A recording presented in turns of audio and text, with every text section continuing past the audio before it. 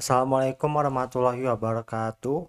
Halo semuanya, selamat pagi, selamat siang, selamat sore, dan selamat malam teman-teman.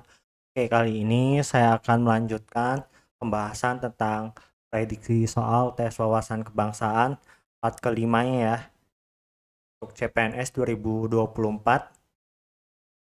Oke, silakan teman-teman mengerjakan terlebih dahulu.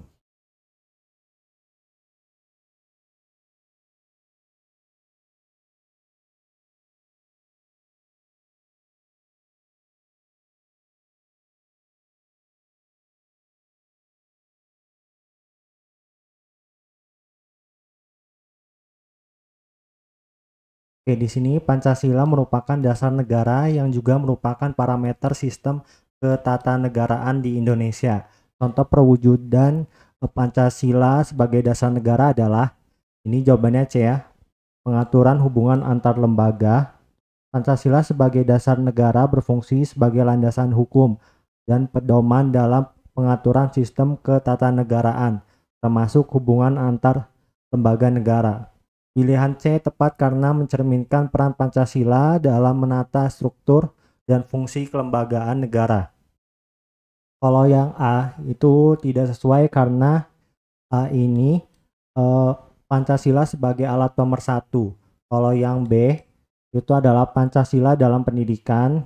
Kalau yang D itu adalah Pancasila untuk kemajuan budaya nasional. Kalau yang E, Pancasila sebagai pedoman etika dan moral. Oke, lanjut nomor 2.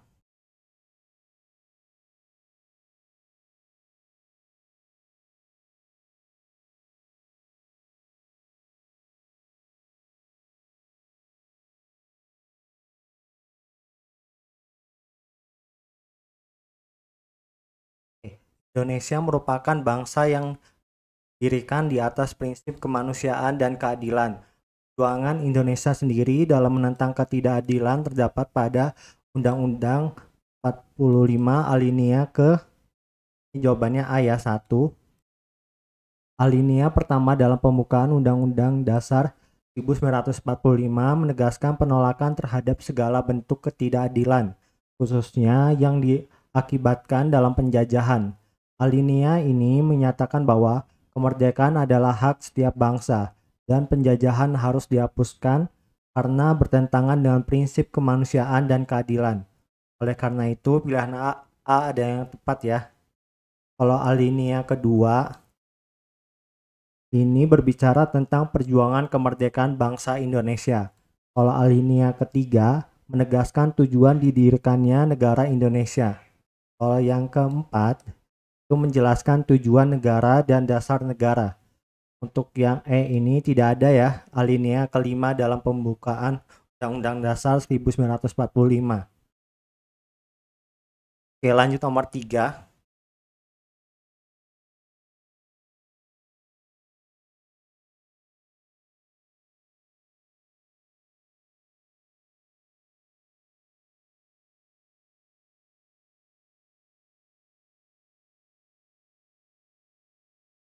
Zona ekonomi eksklusif atau ZEE menurut hukum laut internasional adalah, ini jawabannya D ya, batas penggalian sumber daya alam yang ada di laut tidak boleh melebihi 200 mil laut dari garis pangkal diukur dari lebar laut teritorial.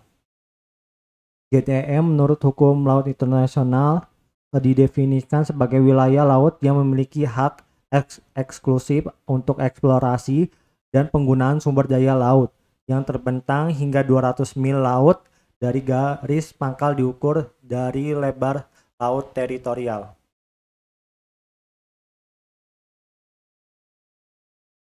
Oke, lanjut nomor 4.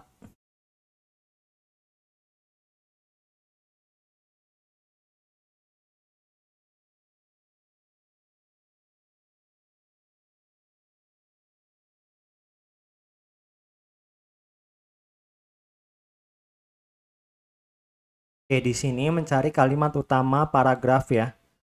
Ini teksnya adalah tenaga kerja yang diperlukan dalam persaingan bebas adalah tenaga kerja yang mempunyai etos kerja tinggi, yaitu tenaga yang pandai, terampil, dan berkepribadian. Tenaga kerja yang pandai adalah tenaga kerja yang mempunyai kemampuan akademis memadai sesuai disiplin ilmu tertentu, terampil, artinya mampu menerapkan kemampuan akademis yang dimiliki sertai kemampuan pendukung yang sesuai untuk diterapkan agar diperoleh hasil maksimal. Sementara itu, tenaga yang berkepribadian adalah tenaga kerja yang mempunyai sikap loyal, disiplin, dan jujur. Ini jawaban yang tepat adalah B ya. Kalimat utamanya yaitu tenaga kerja yang diperlukan dalam persaingan bebas adalah tenaga kerja yang mempunyai etos kerja tinggi, yaitu tenaga yang pandai, terampil, dan berkepribadian. Kalimat utama adalah kalimat yang menyatakan gagasan utama yang kemudian dijelaskan oleh kalimat-kalimat lainnya dalam paragraf. Dalam paragraf ini, kalimat yang menjadi inti pembahasan adalah tentang jenis tenaga kerja yang diperlukan dalam persaingan bebas. Untuk jawaban yang A itu salah ya, karena hanya menjelaskan bagian dari tenaga kerja yang berkepribadian. Untuk yang C itu merupakan penyederhanaan gagasan, tapi kurang lengkap sebagai kalimat utama. Kalau yang D sama E menjelaskan bagian tertentu saja dari paragraf, bukan gagasan utama secara keseluruhan. Oke, lanjut nomor 5.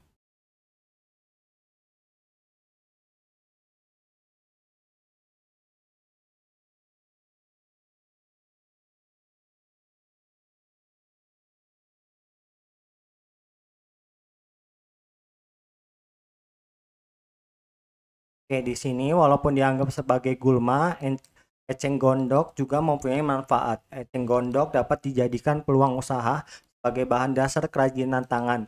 Bagian tumbuhan eceng gondok yang sudah keringkan ternyata bisa dimanfaatkan sebagai bahan baku pembuatan tas, kompor, sandal, ranjang, tatakan gelas, tikar, dan sebagainya. Akhir-akhir ini eceng gondok juga banyak dimanfaatkan untuk mendukung industri mebel, yakni sebagai pengganti rotan yang harganya semakin melangit. Simpulan paragraf di atas adalah, oke ya teman-teman, eceng gondok dimanfaatkan untuk bahan kerajinan tangan dan industri mebel. Ini kalimat yang merangkum, simpulan adalah kalimat yang merangkum keseluruhan informasi yang disampaikan. Paragraf tersebut membahas berbagai manfaat eceng gondok, terutama dalam pembuatan kerajinan tangan dan penggunaan dalam industri mebel. Di sini jawaban A itu salah karena terlalu spesifik pada kualitas kerajinan, tidak mencakup seluruh manfaat yang disebutkan. Kalau yang B sama D itu salah karena fokus pada peran eceng gondok sebagai pengganti rotan, tetapi tidak mencakup penggunaan lainnya. Kalau yang E itu salah juga, hanya merangkum sebagian kecil dari penggunaan eceng gondok. Oke, lanjut nomor 6.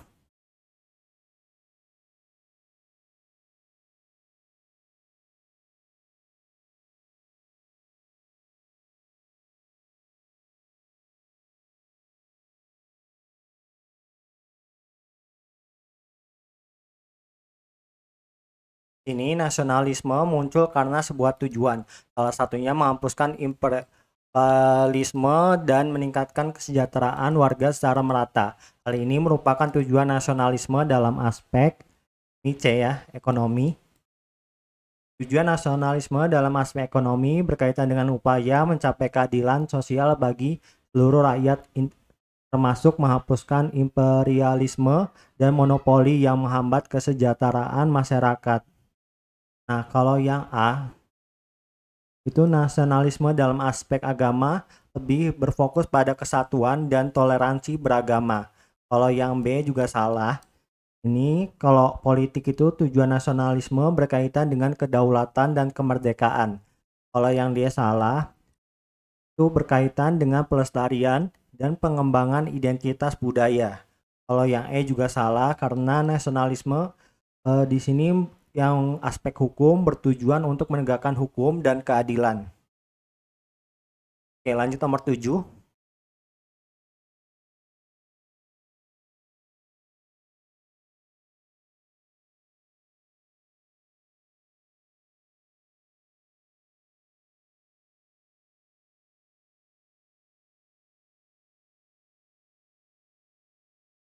Sejarah nasionalisme di Indonesia terdapat peristiwa yang telah terjadi sepanjang perjalanannya hingga saat ini.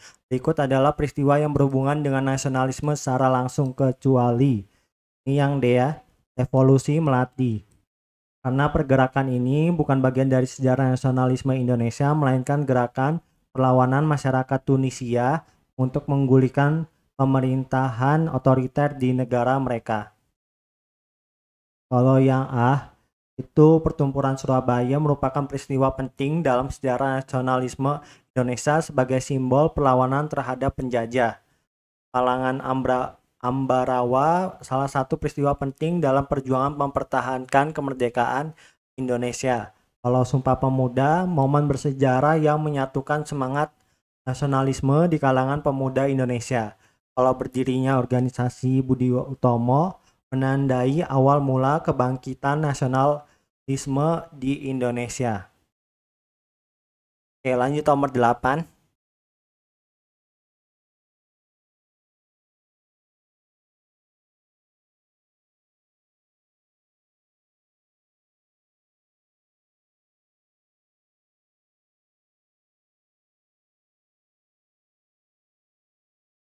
Ini gotong royong merupakan nilai budaya Indonesia yang mengajarkan pentingnya saling membantu dan bekerja sama dalam kehidupan sehari-hari.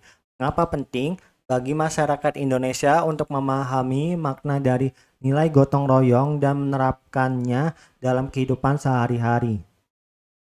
Ini jawabannya adalah C ya, agar dapat mencapai keadilan sosial yang lebih baik. Karena gotong royong adalah nilai dasar dalam kehidupan masyarakat Indonesia yang berperan penting dalam mencapai keadilan sosial. Dengan saling membantu dan bekerja sama, masyarakat dapat menciptakan keseimbangan dan pemerataan dalam kehidupan sosial dan ekonomi. Kalau yang A, itu lebih terkait dengan kesejahteraan ekonomi, namun gotong royong lebih luas dari itu. Kalau yang B, itu tidak karena terkait dengan pertahanan negara, namun tidak secara langsung berhubungan dengan gotong royong. Kalau yang D, ini memperkuat hubungan antar suku dan agama adalah salah satu aspek, namun bukan tujuan utama. Kalau yang E, menjaga keutuhan wilayah lebih berhubungan dengan aspek pertahanan dan politik. Oke, lanjut nomor 9.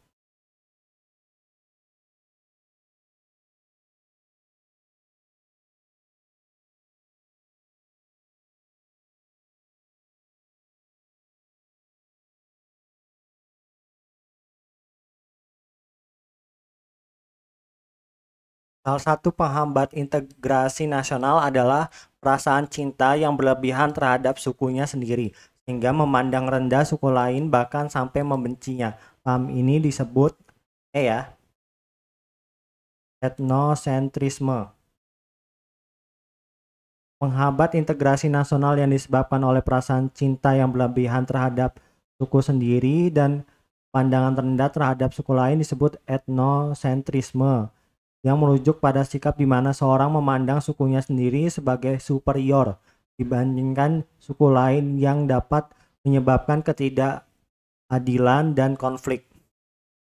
Kalau yang A, ini berkaitan dengan pemahaman atau kesadaran yang mendalam terhadap identitas kelompok, etnis, atau suku, tetapi tidak selalu melibatkan penilaian negatif terhadap kelompok lain. Kalau yang B, itu merujuk pada sikap patriotisme yang ekstrim dan seringkali disertai dengan penghinaan terhadap kelompok lain, tetapi lebih berfokus pada kebanggaan nasional. Kalau yang C, itu merupakan pendekatan yang mengutamakan efektivitas praktis dan tidak relevan dengan sikap terhadap suku lain. Kalau yang D, itu tidak ada istilah ini dalam konteks integrasi nasional. Oke, lanjut nomor 10.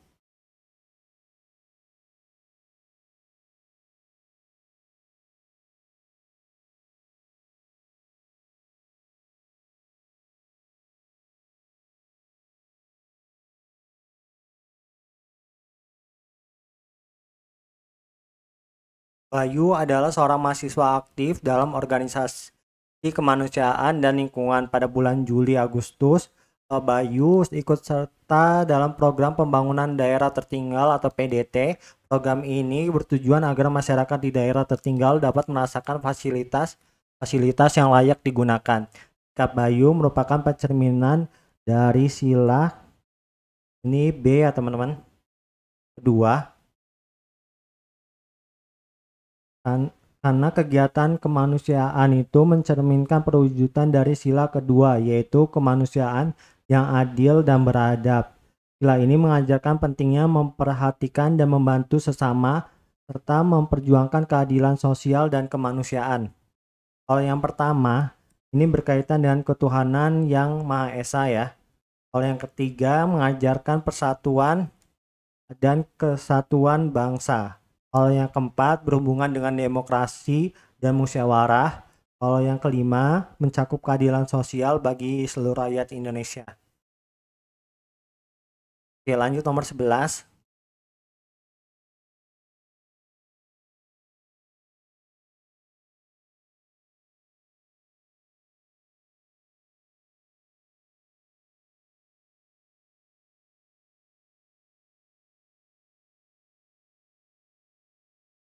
Oke, di sini Pancasila berasal dari jiwa dan kepribadian bangsa Indonesia itu sendiri dan mengakar kuat dalam kebudayaan. Sila-silanya juga tidak dapat dipisahkan antara satu dengan yang lain karena akan mengakibatkan penyimpangan. Bentuk penyimpangan yang akan terjadi jika sila yang dilambangkan oleh padi dan kapas berdiri sendiri adalah A ya, komunisme. Sila kelima Pancasila yang dilambangkan oleh padi dan kapas berfokus pada keadilan sosial dan kesejahteraan ekonomi. Dan sila ini berdiri sendiri tanpa memperhatikan sila-sila lainnya dapat mengarah pada paham komunisme dan sosialisme yang cenderung mengabaikan kebebasan individu dan memusatkan kontrol pada ekonomi pada negara ya. Kalau yang B itu tidak karena berkaitan dengan pemerintahan yang didasarkan pada prinsip-prinsip agama, bukan relevan dengan sila kelima. Kalau yang C itu sikap nasionalisme ekstrim tidak terkait langsung dengan masalah ekonomi dan sosial. Kalau yang D itu menekankan persatuan global dan toleransi, bukan masalah ekonomi dan keadilan sosial. Kalau yang E fokus pada nilai-nilai material dan materi, tetapi tidak secara langsung terkait dengan penyimpangan sila Pancasila. Oke, lanjut nomor 12.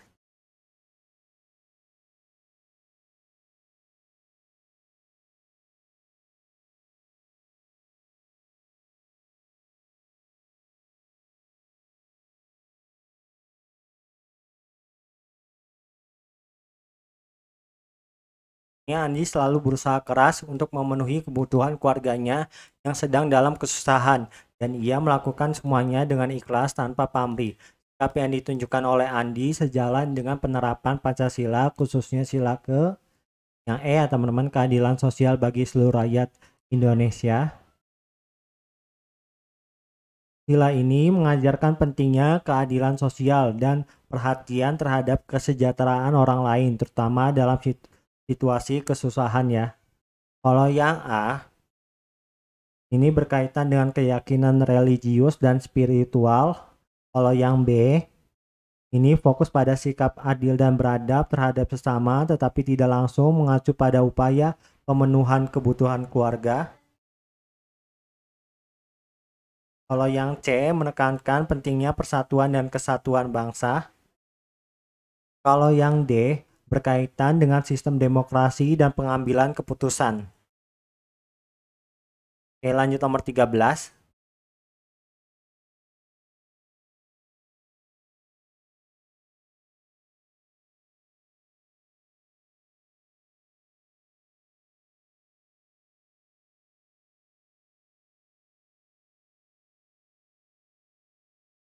Keberagaman menjadi pisau bermata dua bagi Indonesia. Jika masyarakat menganggap hal itu positif, maka keberagaman akan mengakibatkan bersatunya seluruh komponen masyarakat Indonesia.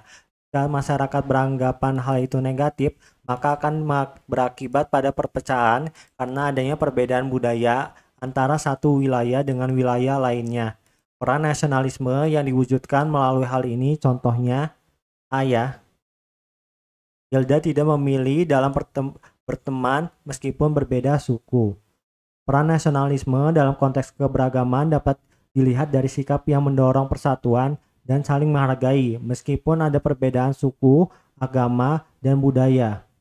Contoh yang mencerminkan sikap nasionalisme yang positif adalah ketika seorang tidak memilih teman berdasarkan perbedaan suku seperti yang dilakukan Hilda.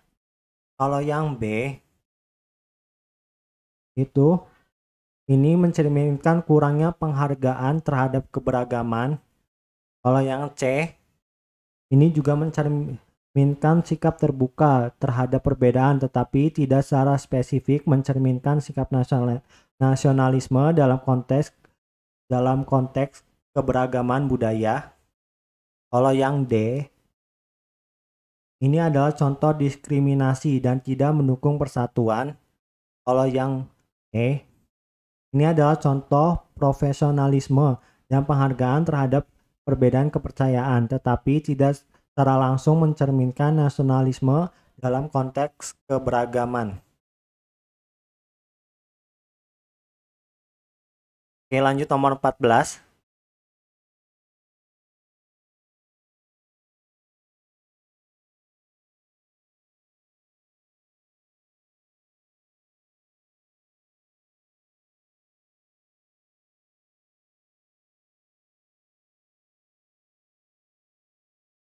Indonesia sebagai negara kesatuan yang berbentuk republik memiliki landasan konstitusional yang kuat yang dijelaskan pada pasal 1 ayat 1 UUD 1945. Dalam konteks ini, negara Indonesia yang berbentuk kesatuan memiliki arti sebagai D ya. Indonesia memiliki satu pemerintahan pusat yang mengatur seluruh wilayahnya. Ini menjelaskan bahwa Indonesia memiliki satu pemerintahan pusat yang mengatur seluruh wilayahnya. Artinya negara ini tidak berdiri dari beberapa negara bagian yang berdiri sendiri, melainkan memiliki satu otoritas pusat yang memiliki wewenang untuk mengatur dan mengelola seluruh wilayahnya. Kalau yang A itu bukan karena menggambarkan negara federasi, bukan negara kesatuan. Kalau yang B menunjukkan struktur pemerintahan yang tidak sesuai dengan konteks negara kesatuan. Kalau yang C berkaitan dengan otonomi daerah tetapi tidak menggambarkan bentuk negara kesatuan secara keseluruhan. Kalau yang E tidak sesuai dengan prinsip negara kesatuan yang mengutamakan satu pemerintahan pusat. Oke, ini soal nomor 15. Silakan teman-teman jawab di kolom komentar ya. Oke, sekian dulu video kali ini. Semoga bermanfaat. Mohon maaf jika ada kesalahan. Terima kasih.